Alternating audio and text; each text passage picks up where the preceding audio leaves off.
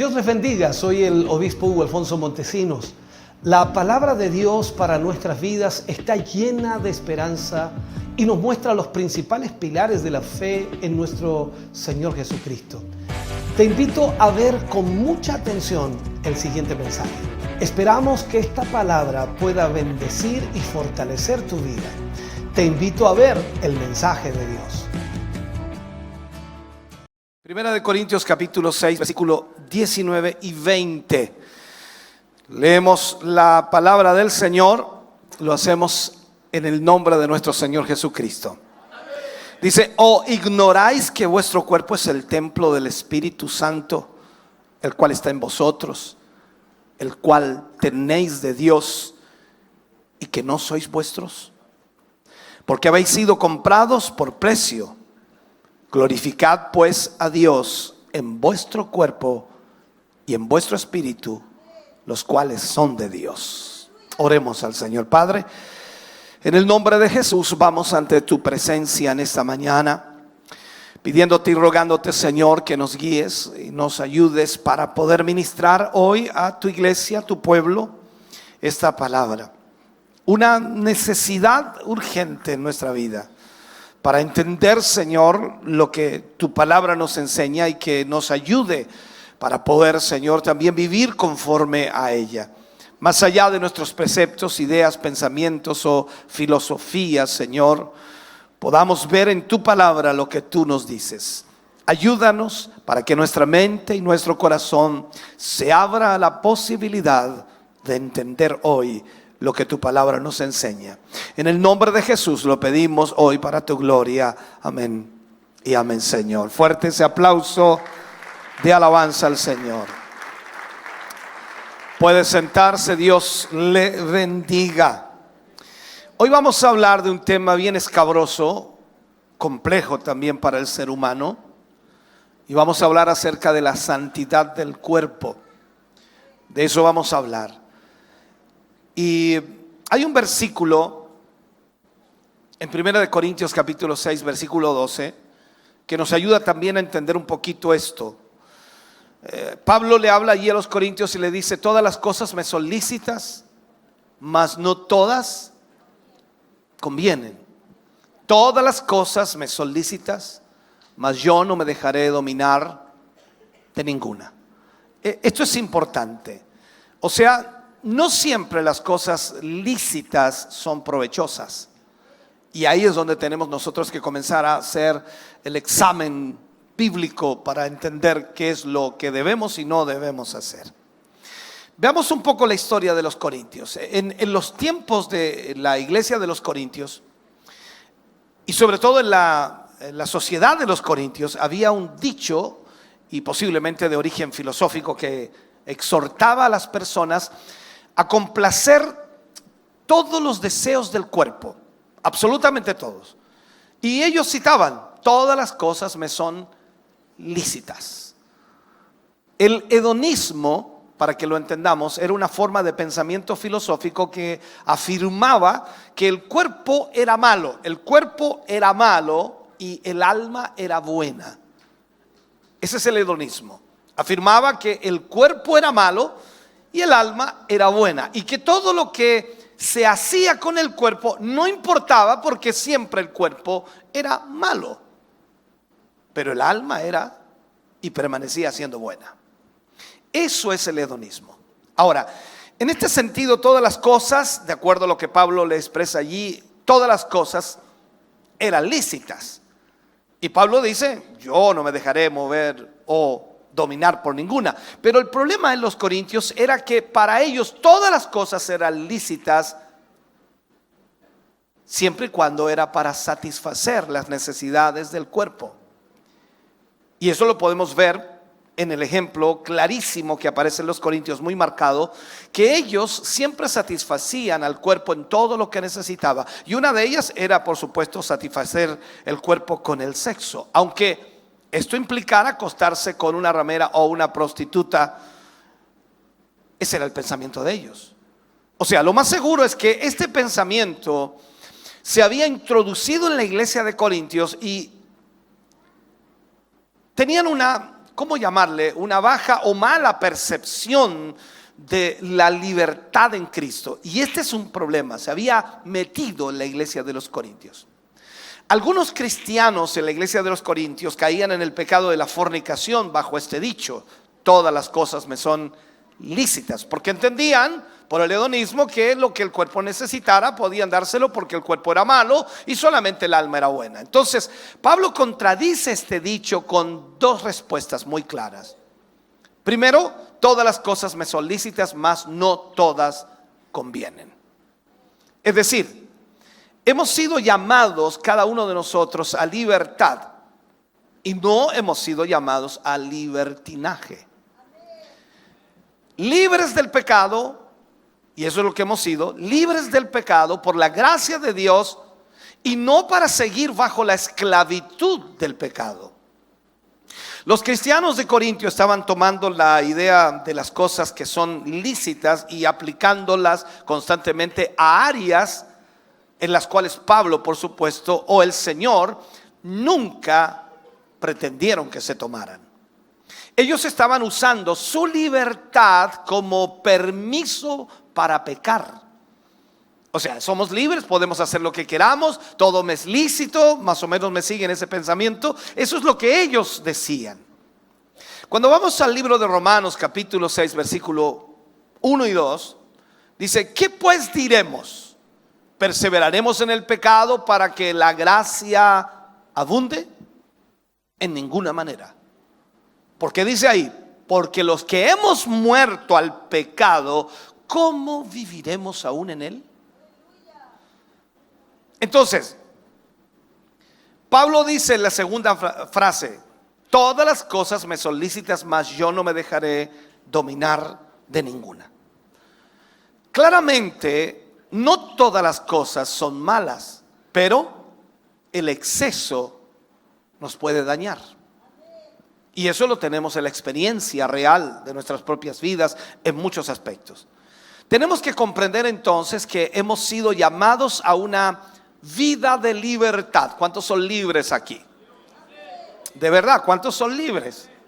Pero en serio, ¿cuántos son libres? O por último, ¿cuántos se sienten libres? Entonces hemos sido llamados a una vida de libertad, libres de la esclavitud del pecado, libres para servir a nuestro Señor y Salvador Jesucristo, libre para escoger todo lo que nos conlleve o convenga y beneficie nuestra vida en Cristo Jesús. Ahí como que se acabaron los amenes. Lo que nosotros debemos buscar es agradar a Dios y hacerlo correctamente. Entonces, veamos esta realidad. Dios quiere que nosotros le agrademos a Él. Y esto significa mantener nuestras libertades y también nuestros derechos como hijos de Dios. Esto significa obedecer a Dios mientras servimos a nuestros hermanos y servimos a los demás. Somos servidores del Señor y pasamos a ser siervos de los demás. Jesús lo dijo muy claramente a los discípulos cuando estaban allí en un momento preguntando quién sería el mayor. El mayor no es el que se sienta a la mesa, sino el que sirve. El que quiera ser el mayor entre vosotros será el servidor de los demás. Y usted dice: gloria a Dios, por eso estoy sirviendo a mis hermanos. Entonces, en ese punto entendemos claramente que debemos obedecer a Dios y, por supuesto, servir a nuestros hermanos. Por lo tanto, mantener nuestras libertades y nuestros derechos no es tan pegado a ese punto como lo que nosotros imaginamos, porque lastimosamente la sociedad hoy día reclama derechos, pero no son siervos de los demás.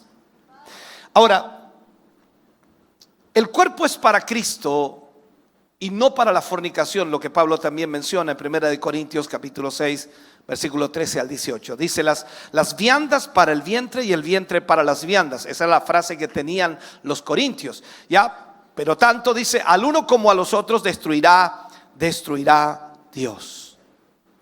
Pero el cuerpo no es para la fornicación. Mira lo que dice Pablo aquí. Sino para el Señor, y el Señor para el cuerpo. Y Dios que levantó, dice, al Señor, también a nosotros nos levantará con su poder. ¿No sabéis que vuestros cuerpos son miembros de Cristo? ¿Quitaré pues los miembros de Cristo y los haré miembros de una ramera? De ningún modo. Dice, ¿o no sabéis que el que se une con una ramera es un cuerpo con ella?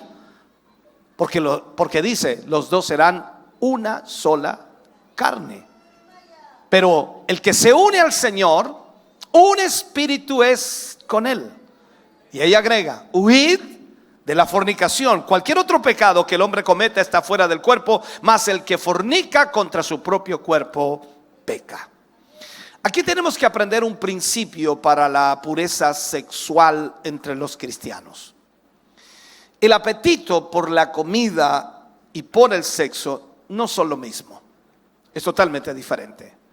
Cuando ellos decían, hablo de los corintios, las viandas para el vientre y el vientre para las viandas, los cristianos en Corinto estaban usando este dicho para justificar y darles a sus cuerpos lo que querían, lo que deseaban. Entonces, es como decir, mi cuerpo quiere comida, ¿qué hace? Le doy comida. Mi cuerpo quiere sexo, ¿qué hace? Le doy sexo. Entonces, ¿qué es lo que hacían? Contrataban una prostituta y se metían con ella. Entonces no es eso lo que se debe hacer. Ahora, ¿cuál es el problema en esto? Contrario al pensamiento del hedonismo, que decía que solo el espíritu era bueno o el alma era bueno y el cuerpo era malo, escuche bien esto. Pablo les dice a los corintios que tanto el alma como el cuerpo es bueno. O sea, en otras palabras, nosotros debemos entender que no tan solo nuestra alma y espíritu deben ser buenos, sino también nuestro cuerpo debe ser bueno. Ambos fueron salvos por Jesús. Y sin duda, lo que nosotros pensamos en aquellos que han muerto en Cristo, dice que serán restaurados cuando el Señor venga. Por lo tanto, si a Dios no le interesara el cuerpo, ¿para qué restaurarlo? Entonces, en esta vida hay cosas que son perecederas, hay cosas que se acaban, como las viandas o la comida, las cuales son para el estómago, y el estómago es para la comida, por lo que ambos se corresponden entre sí. Ambos son perecederos, pero el cuerpo no. Por lo que entregarlo a una ramera constituye entonces un verdadero sacrilegio, ya que así como los alimentos son para el estómago y viceversa, así el cuerpo es para el Señor y el Señor para el cuerpo. Entonces, este cuerpo le pertenece a Dios. Usted, su cuerpo, le pertenece a Dios. Esto es como decirle al hermano que está al lado, tu cuerpo le pertenece a Dios. Y al otro del otro lado, tu cuerpo le pertenece a Dios. No pedí que lo hiciera porque no quiero que hayan problemas. Entonces, este cuerpo le pertenece a Dios a tal punto que un día el Señor lo resucitará con su poder de en medio del polvo. Por tanto, no debe ser deshonrado, entregado a mujeres que no son su esposa, ya que usted es un miembro de Cristo. ¿Me está escuchando? Pablo entonces alude al ejemplo del matrimonio, donde Dios hace a dos personas una sola carne, de tal forma que cuando venimos a Cristo, venimos a ser uno con Él. Usted viene a Cristo y pasa a ser uno con Cristo. Y de igual forma, cuando alguien se une con una prostituta, se hace uno con ella y es participante de su inmundicia, de su pecado. Por lo que el apóstol les dice entonces a los creyentes de Corinto que huyan de este terrible pecado que contamina el cuerpo que Jesús ha salvado y ha purificado. O sea, nosotros debemos procurar entonces mantenernos puros en el Señor. Los filósofos paganos no hacían una distinción clara entre el comer y la práctica de la fornicación. Para ellos se trataba en ambos casos de un apetito corporal que tenía que ser satisfecho y, en otras palabras, de orden físico nada más. sin fijarse en el hecho de que el acto sexual envuelve a dos personas de un mismo, de uno y de otro sexo, trayendo consigo toda suerte de derivaciones morales y también emocionales, psicológicas, sociales. Entonces, por la operación del Espíritu Santo, el creyente se ha unido con Cristo, es uno en Cristo. Y en vista de la redención, afecta por supuesto a la totalidad del creyente. Esta unión interesa al cuerpo igual que al alma y al espíritu. Hemos visto entonces que el creyente, que es un miembro del Señor en cuanto a la totalidad de su ser, lo que no impide esto que la base de tal unión sea espiritual. Miremos algunos versículos que son importantes. Pero el que se une al Señor, un espíritu es con él. Eso dice la Escritura. Es decir, es el mismo Espíritu de Cristo que habita en el cuerpo del creyente. Eso usted y yo lo sabemos. La palabra nos enseña que el Espíritu Santo habita en nosotros. O sea, el mismo Espíritu de Cristo habita en nosotros. Significa entonces que nosotros nos unimos a Cristo y somos un espíritu con Él. Entonces, ¿qué es lo que dice la Escritura? Si alguno no tiene el Espíritu de Cristo, ¿qué dice? No es de Él. Entendamos esto. De ahí entonces surgen todos los aspectos de la santificación del Hijo de Dios. O sea, la santificación es algo personal. Nadie puede hacerlo por ti. Nadie puede hacerlo por usted. Eso es personal. Pablo no está diciendo que la inmoralidad sexual es peor que cualquier otro pecado que el hombre cometa, pero él enseña que el pecado sexual tiene un efecto único en el cuerpo, no solo en una forma física, sino también en una forma moral y espiritual. Entonces debemos entender que somos templo del Espíritu Santo. Usted y yo debemos saber que somos templo del Espíritu Santo. Y allí Pablo le escribe en el versículo 19 y dice: ¿o ignoráis que vuestro cuerpo es el templo del Espíritu Santo, el cual está en vosotros, el cual tenéis de Dios y que no sois vuestros? O sea, estas palabras son tremendamente claras. ¿O ignoráis?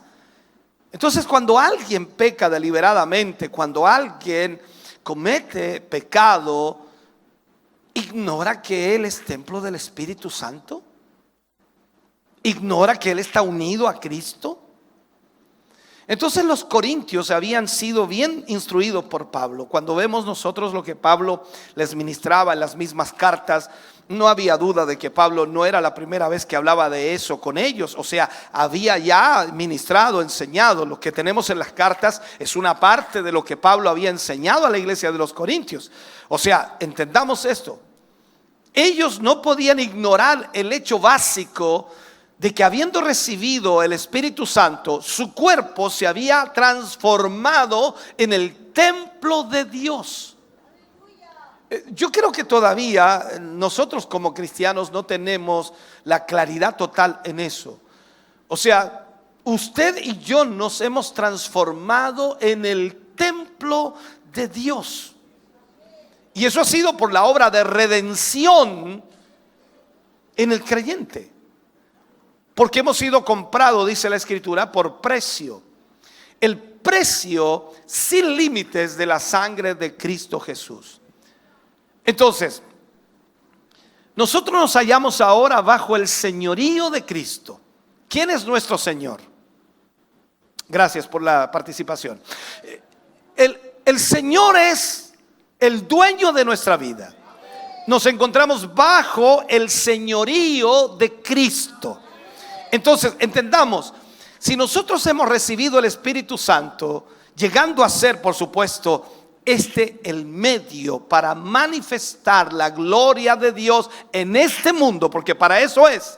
O sea, la idea es que usted y yo tengamos el Espíritu Santo para manifestar a este mundo la gloria de Dios. ¿Me está escuchando? Entonces nosotros pasamos a ser el santuario dedicado al servicio de Dios. Yo creo que todavía no entendemos, ¿cierto? La Biblia nos pregunta directamente a nosotros: ¿sabes tú que tu cuerpo no te pertenece?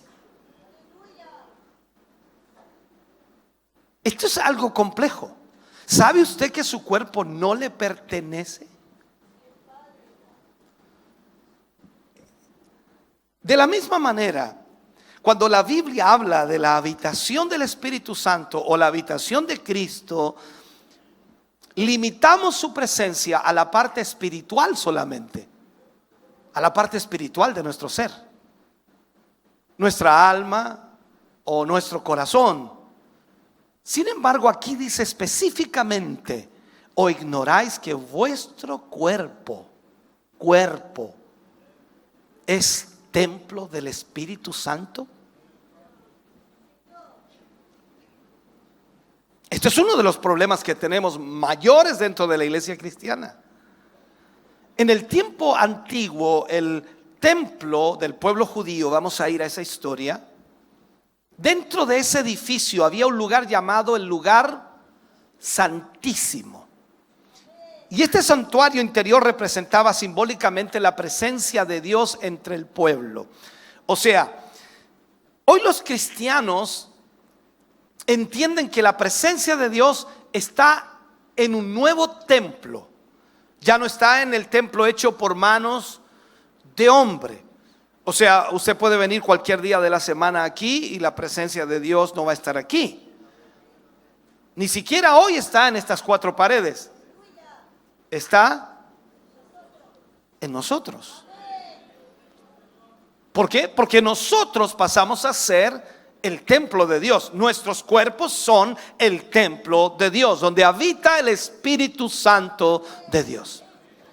Si miramos el libro de Hechos, capítulo 17, versículo 24, dice: el Dios que hizo el mundo y todas las cosas que en él hay, siendo Señor del cielo y de la tierra, no habita en templos hechos por manos humanas.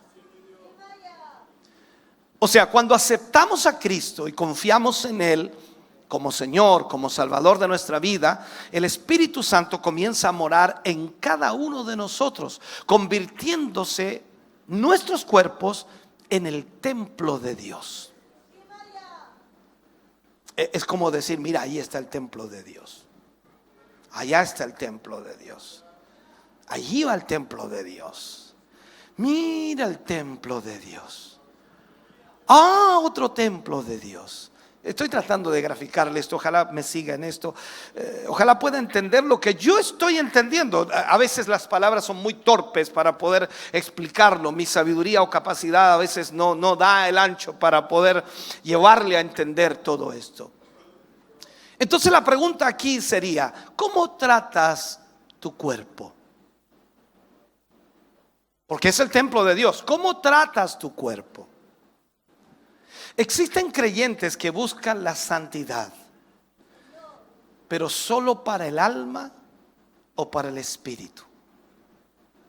En su ignorancia olvidan que el cuerpo, las manos, los oídos, los ojos, la boca, todo nuestro cuerpo son llamados para testificar directamente de la presencia y de la gracia de Dios en ellos. O sea, nosotros testificamos con todo nuestro cuerpo la gracia y la presencia de Dios. Primera de Tesalonicenses, Pablo le habla en el capítulo 5, versículo 23, dice: y el mismo Dios de paz os santifique por completo, y todo vuestro ser, espíritu, alma y cuerpo sean guardados irreprensibles para la venida de nuestro Señor Jesucristo. O sea, aquí tenemos entonces un enfoque de lo que nosotros debemos aprender. Dios desea santificarnos por completo. Yo sé que usted busca la santidad espiritual, la santidad del alma, pero también dice que Él desea santificarnos en todo nuestro ser, espíritu, alma y cuerpo. Entonces, de esta forma, Dios va conduciendo al creyente a comprender que este abandono de sí mismo abarca también el cuerpo. O sea, yo no puedo decirle al Señor, bueno, voy a seguirte, Señor, con mi alma y mi espíritu. Esto implica todo. Y cuanto más nuestra vida da testimonio de que, por supuesto, el cuerpo es para el Señor, entonces somos parte de una generación que de alguna manera va a poder entender que Dios nos quiere santificar por completo. Ahora, vivimos en una generación lastimosamente enfocada o sobreenfocada en el cuerpo, y eso lo vemos por todos los medios de comunicación, porque han explotado de alguna manera la imagen corporal al máximo, al punto de que no podemos incluso ni comer un cereal en la mañana sin ver la silueta escultural de un hombre o de una mujer en la caja, diciéndonos que así debería ser nuestro cuerpo. ¿Le ha pasado a usted? Ahora, este engaño es muy sutil y parte, por supuesto, de un pobre entendimiento acerca de la razón por la que Dios nos ha dado un cuerpo. Todos pensamos, y lógicamente, ¿por qué quiere adelgazar usted? Bueno, por salud. Ah, qué bueno. Lo que pasa es que vio una foto de un caballero bien musculoso y por eso quiere adelgazar. El punto es, hermano querido, entendamos esto, por favor. En algún momento usted se ha preguntado, y yo creo que sí se ha preguntado, ¿por qué creó Dios seres humanos con cuerpos si Él es espíritu? Mire esto. ¿Por qué no creó solo espíritus? La razón por la que Dios nos otorgó un cuerpo es para glorificarle a Él. Sígame, por favor. Es decir, que además de las funciones físicas, biológicas y la capacidad de movimiento que Él nos otorga, hay un propósito más glorioso, más grande, más de excelencia, que es apuntar a nuestro Creador. O sea, todo lo que Dios quiere es que nosotros con nuestro cuerpo le glorifiquemos a Él. Nuestros cuerpos son como instrumentos musicales. La guitarra electroacústica, a ver si me siguen, no creo que me sigan, pero yo me arranco nomás. La alcanzan a ver aquí, ¿cierto? La guitarra electroacústica tiene, por supuesto, una caja, tiene un cuerpo. ¿Y sabe usted que la mayoría de los que tocan escogen la guitarra por el cuerpo primero? Y después de eso prueban el sonido. Ningún guitarrista va a escoger la guitarra solo por el sonido. Primero, por el cuerpo. Y yo lo he visto en muchas ocasiones. Alguien está probando una guitarra y dice, no, suena muy bien, pero no me gusta. ¿Qué no le gusta? ¿El sonido? No le gusta el cuerpo de la guitarra. O sea, estoy tratando de llevarle a esto. Nuestros cuerpos son como instrumentos musicales destinados a tocar melodías de adoración a Dios. O sea, siendo herramientas destinadas a trabajar para los propósitos de Dios. O sea, usted existe para adorar a Dios, usted existe para servir a Dios, usted existe para glorificar a Dios, usted existe para honrar el nombre de Dios.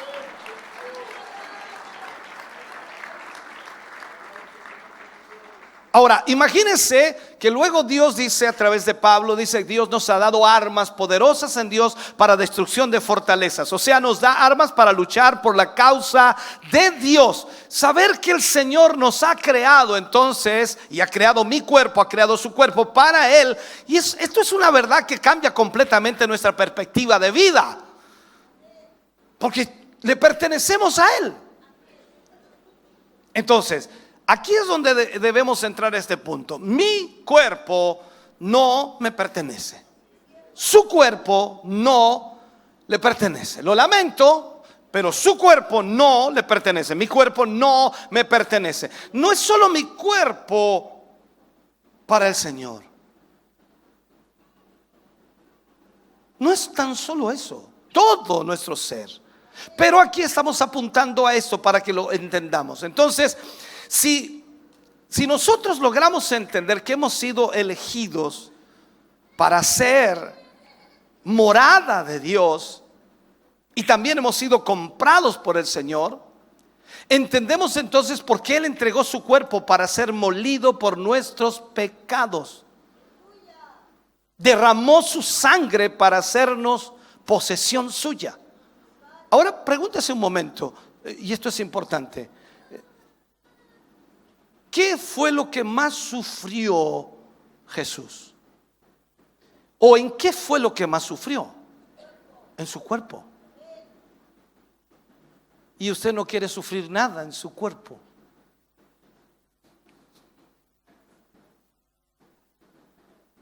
Oh, Jesús sufrió espiritual y moralmente. Claro, su alma, su espíritu fueron quebrantados. Pero ¿qué fue molido? Su cuerpo. ¿Por qué? Por nosotros. ¿Y usted? ¿Qué está haciendo por Él?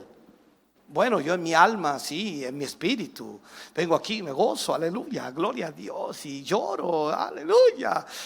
¿Y su cuerpo? Ahí está bien, gracias.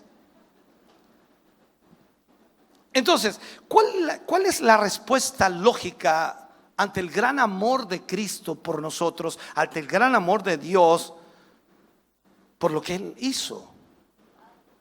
Mira lo que dice Romanos 12:1. Dice: así que, hermanos, os ruego por las misericordias de Dios que presentéis vuestros cuerpos en sacrificio vivo, santo, agradable a Dios, que es vuestro culto racional. O sea, lejos de considerar mi cuerpo como una masa de plasticina a la cual le puedo dar forma o la forma que yo quiera a mi antojo, yo necesito verlo como un templo sagrado cuyo propietario es Dios. Entonces tenemos que ponerlo al servicio de Dios y hacerlo útil, hermano querido, para el avance del reino de Dios. O sea, no puedo olvidar que mi cuerpo no está hecho para llamar la atención de los demás, sino para llamar la atención de Dios en primer lugar. Escuche bien esto. Mire lo que dice 1 Corintios capítulo 6 versículo 20 en su segunda parte. Dice: porque habéis sido comprados por precio, glorificad pues a Dios. ¿Dónde? En vuestro cuerpo y vuestro espíritu, los cuales son de Dios. El problema es que no fuimos creados, y usted no fue creada para llamar la atención sobre sí misma o sobre sí mismo, sino que fue diseñado o diseñada exclusivamente para llamar la atención de Dios, para apuntar toda gloria a su nombre. La manera en la que uso mi cuerpo determina, por supuesto, a quién estoy sirviendo.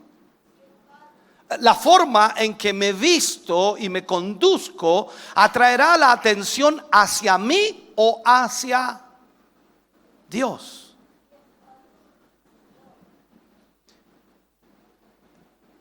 Será reflejado entonces en el corazón lo que hay, o mejor dicho, nuestro corazón va a mostrar lo que hay con lo que yo muestro fuera de mí.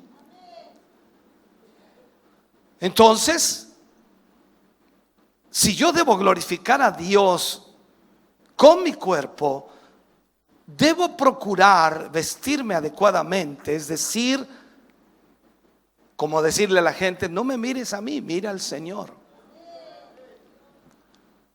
¿Sabe? La forma más hermosa en la que una mujer y un hombre puede adorar con su cuerpo es vistiéndose de buenas obras. Ahora, leerlo es muy fácil, ¿no? Pero vivirlo requiere de una muerte constante a los deseos de nuestra carne, porque somos nosotros bien vanidosos, ¿no? Poner a un lado no sé cómo llamarle, los deseos de nuestra carne o las demandas del mundo, de la autocomplacencia y también del autoservicio, exigiéndonos que quitemos los ojos de nosotros mismos y de alguna manera venzamos la tentación de servir a nuestros propios apetitos para servir a los demás. Eso es algo difícil hoy, porque lo único que usted desea es que servirse a sí mismo y que los demás incluso le puedan servir a usted. Cuando se construye un templo para Dios, se tiene sumo cuidado de asegurar que esté primero protegido, hermosamente adornado, por dentro y por fuera. Nosotros respetamos los templos como estructuras sagradas, por supuesto que en las que solo pueden entrar quienes sean dignos de hacerlo. Eso es lo que más o menos en el tenor general se utiliza. Y su cuerpo es más preciado que el templo terrenal. Su cuerpo es más importante para Dios que esto físico que vemos aquí. Ustedes son amados por Dios, por ser hijos e hijas de Dios. Entonces aquí es donde entramos al punto de la santidad, porque la santidad tiene que ver con lo interno y también con lo externo, con lo que no se ve y con lo que se ve. O sea, esto tenemos que aprenderlo. El Señor Jesús nos enseña en el Nuevo Testamento que no solo hay que limpiar lo de afuera del vaso, sino primero lo de adentro del vaso. No queriendo decir con esto, por supuesto, que lo de afuera es menos importante que lo que hay o lo que habría que dejar de lado. No estoy diciendo eso. Simplemente no hay que olvidarlo. Hay quienes dicen Dios no ve lo de afuera, a Dios no le interesa lo de afuera, a Él le importa solamente nuestro corazón. No es así. En Mateo 23, versículo 26 al 28 dice: fariseo ciego, limpia primero lo de adentro del vaso y del plato, para que también lo de afuera sea limpio. Ay de vosotros, dice, escribas y fariseos hipócritas, porque sois semejantes a sepulcros blanqueados, que por fuera, a la verdad, se muestran hermosos, mas por dentro están llenos de huesos de muertos y de toda inmundicia. Así también vosotros por fuera, la verdad, os mostráis justos a los hombres, pero por dentro estáis llenos de hipocresía e iniquidad. Entonces aquí lo que dice Jesús es que la santidad debe ser completa para que podamos estar en el centro de la perfecta voluntad del Señor. El hombre y la mujer de Dios desean agradar también externamente a su Señor. Y su apariencia personal debe ser pulcra, debe ser limpia, debe ser adornada, recatada y sin ostentaciones. O sea, eso no quiere decir que vamos a andar todos sucios, sin bañarnos, ni peinarnos, ni que de alguna manera, ni que las faldas deben arrastrar el suelo. Lo que queremos decir es que no debemos usar modas que inciten el deseo de las demás personas hacia las partes íntimas y pudorosas, ya que no buscamos como cristianos despertar instintos en los demás ni exaltación a la gloria propia, sino que en todo lo que hacemos, lo que nos colocamos o cómo nos movemos Nuestra motivación principal, hermano querido, es darle la gloria a Dios. Ahora, el verdadero seguidor de Jesús no atiende lo que el mundo le dice en cuanto a su manera de vestir. La iglesia no necesita hacerle una imposición, sino que él o ella atenderá lo que dice la Biblia, lo que enseña la Escritura, para así honrar en todo a su Señor. La persona recién convertida en la congregación no debe ser vituperada, criticada, señalada o observada como si fuera el peor de los pecadores por su manera de vestir. Porque cuando alguien recién se convierte, viene tal como está. A veces la mujer llega con un cabello cortísimo por usar, no sé, usa pantaletas, usa aretes, se maquilla muchísimo. En el caso de los varones llevan su pelo largo, pantalones apitillados, ropas algo sugestivas, de modas extrañas, y nos parece a nosotros muy extraño. Pero recordemos, Dios acepta al pecador que viene a Él como está. Pero en el proceso va aprendiendo y va conociendo, tal como usted y yo. Imagínense, algunos llevamos, no sé, 40 años en la iglesia, otros hemos nacido, otros llevan 20, 30, otros llevan 15, otros llevan 10 y todavía luchan con algunas cositas. Amén. Ahora, un verdadero hermano que quiere estar en la perfecta voluntad del Señor, empezará a atender cuanto antes lo que la palabra de Dios le enseña.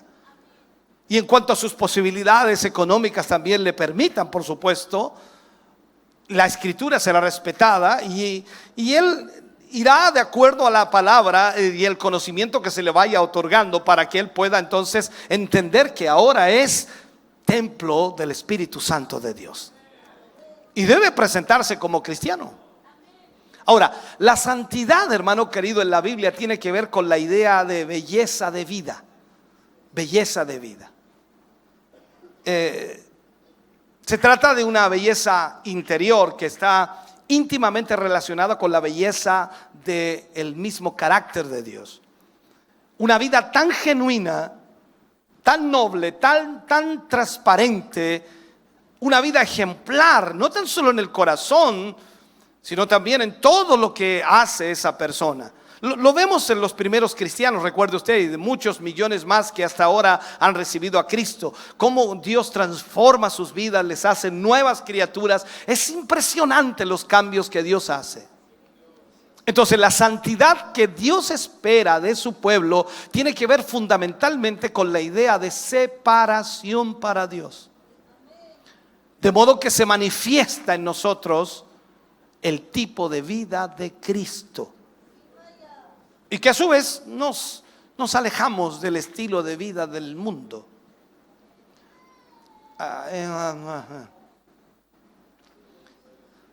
Quiero aclarar esto, que esto no es una opción para algunos creyentes especiales que quieren avanzar un poco más en su vida cristiana, sino que es el requisito para todos aquellos que han nacido de nuevo por medio del arrepentimiento y la fe en Cristo. O sea, la santidad del creyente halla sus raíces en la santidad de Dios. El apóstol Pedro recalca en una forma bien especial en Primera de Pedro, capítulo 1, versículo 14 al 19. Mira, voy a leer todos estos versículos.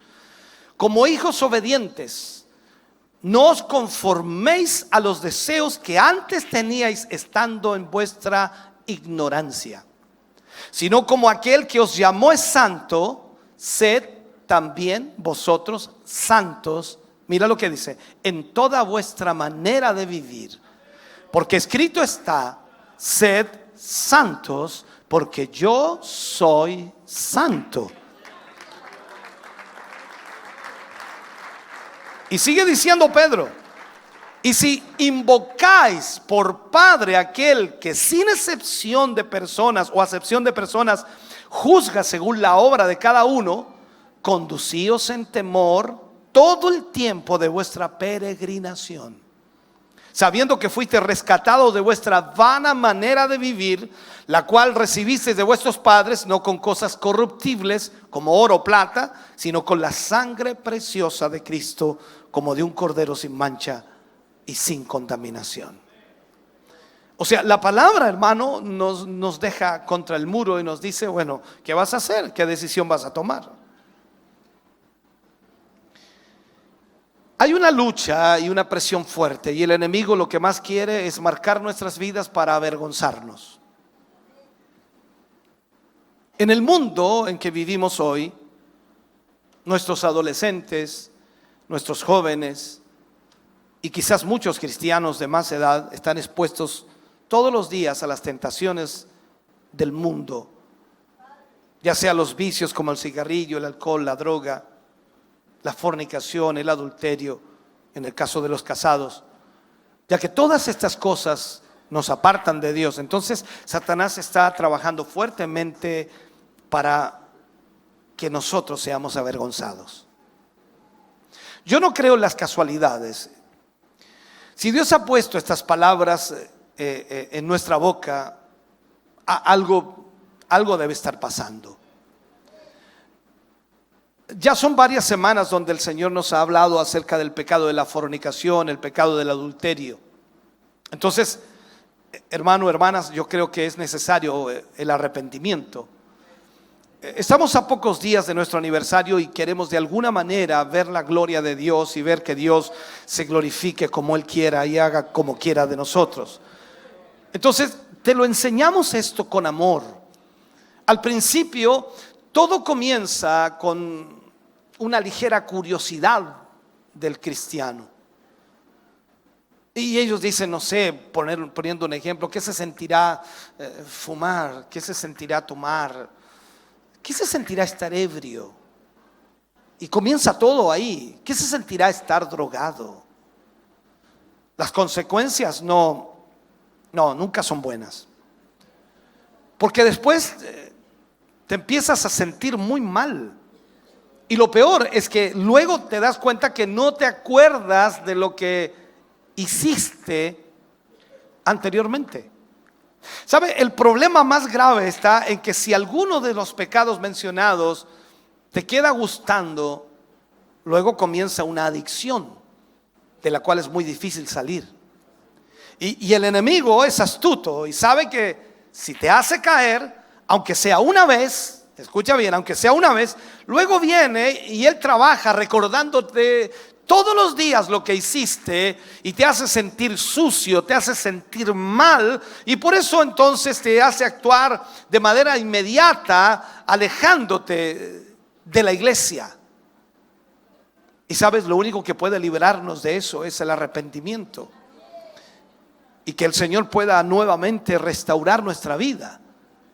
Entonces debemos estar firmemente tomados de la mano del Señor para librarnos de cualquier tentación que el enemigo traiga sobre nuestras vidas. Entonces, ahora, si lamentablemente ya has caído, tienes que pedirle perdón al Señor con un corazón arrepentido, humillado. Y si lo haces, por supuesto, de esta manera, Él, ¿qué es lo que hará? Te perdonará.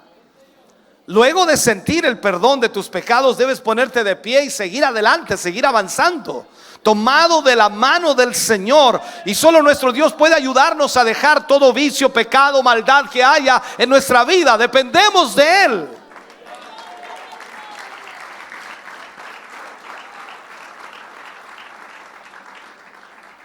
Ahora, escúchame esto.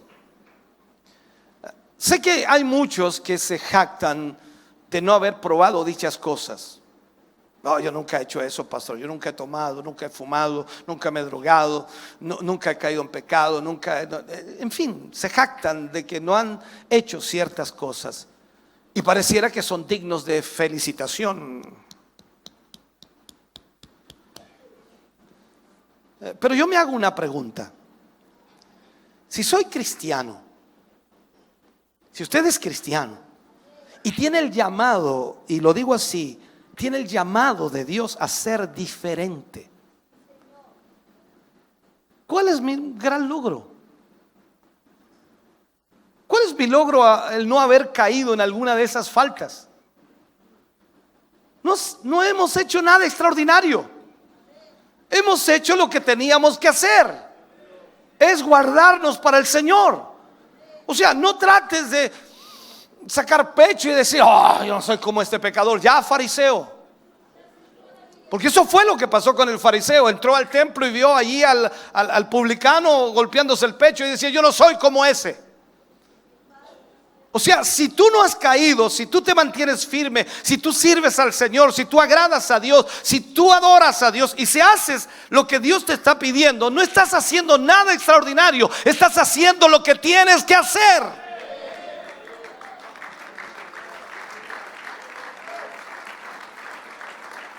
Así que no tienes ningún derecho de mirar por sobre el hombro al que cayó.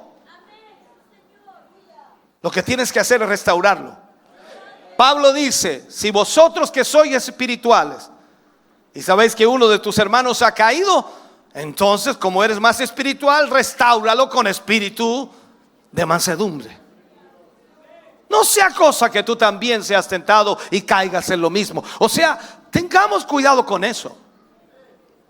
Déjame cerrar con este mensaje, déjame terminar. Estamos viviendo en la generación de los últimos días. Y solo hay dos clases de personas. Solo dos clases de personas. Primero están los dispuestos a seguir a Dios en plena obediencia. Dispuestos a seguir a Dios en plena obediencia. Y luego están los otros, los que de alguna manera quieren vivir conforme a su propia voluntad, a su propio deseo. Puedes elegir la alternativa que quieras, cualquiera de las dos. Mi deber como pastor es decirte que solo los primeros, los que desean hacer la voluntad de Dios, irán en la venida del Señor. Y este es el tiempo, hermano querido, de buscar la mayor santificación posible. Mientras el mundo sigue perdido en sus errores, en sus pecados, en sus maldades, nosotros los hijos del Señor debemos hacer esfuerzos por agradar a nuestro Dios. Cuando tú vas al libro de Apocalipsis capítulo 22 versículo 11, dice, el que es injusto sea injusto todavía. El que es inmundo sea inmundo todavía. El que es justo practique la justicia todavía. Y el que es santo, santifíquese todavía. ¿De qué está hablando? No voy a ir a entrar ni tampoco al contexto, solamente decirte que este versículo nos muestra que en realidad el tiempo es corto. Los cambios y las transformaciones de los hombres no son rápidas.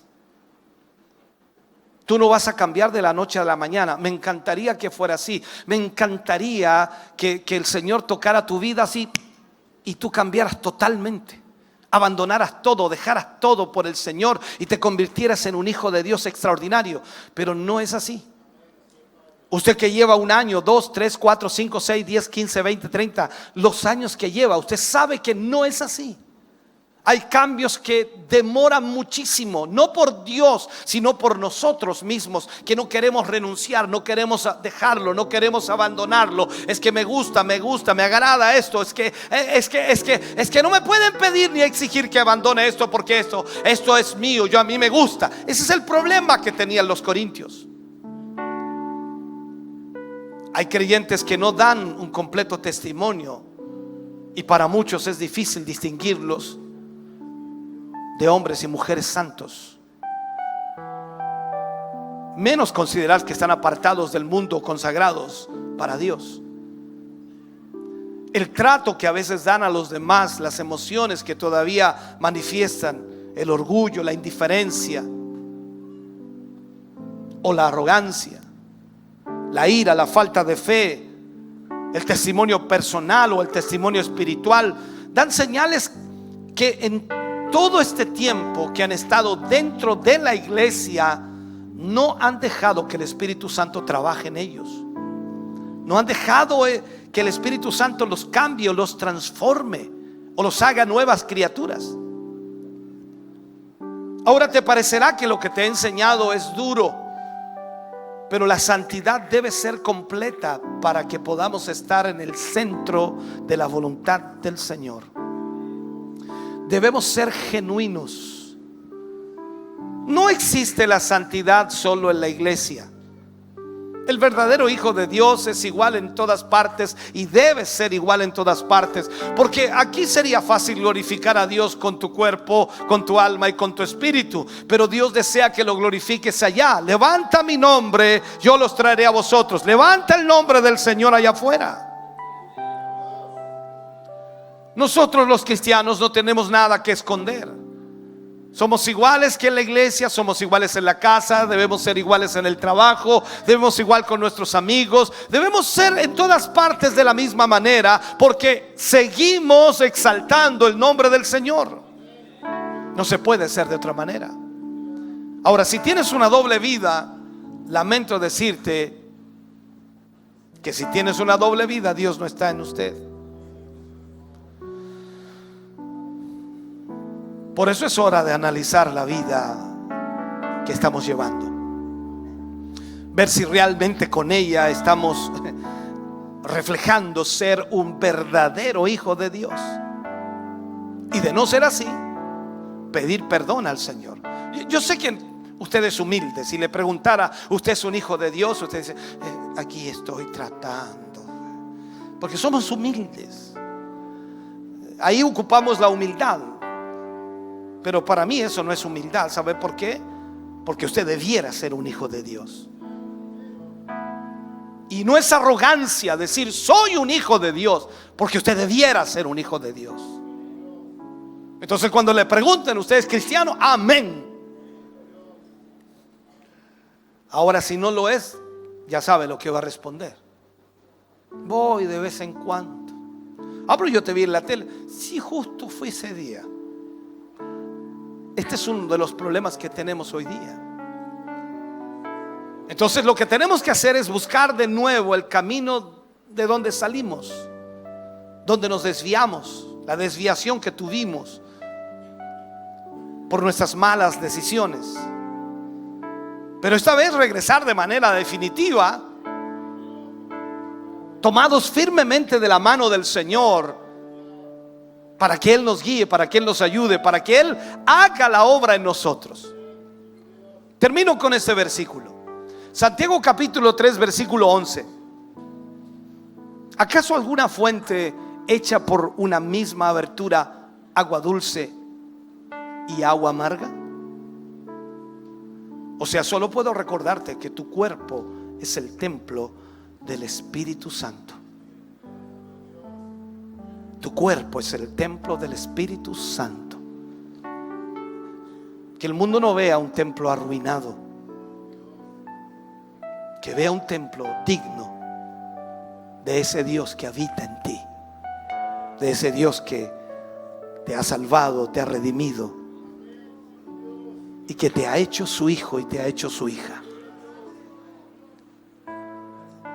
Ahora tú decides, y por supuesto tú debes buscar en la palabra de Dios lo que Él pide y exige de nosotros como hijos del Señor.